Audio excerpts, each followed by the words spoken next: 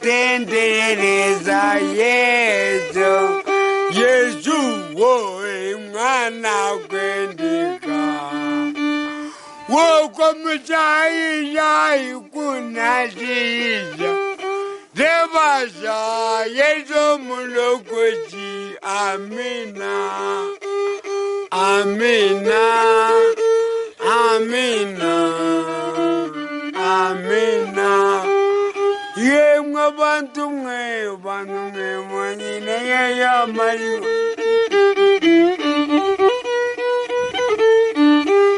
Sheye ya mawe, sheye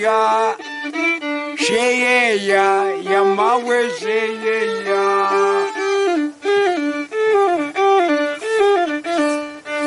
Chole kota nyise bikambo nkakwishe biteka teko nkakurazo yemerire.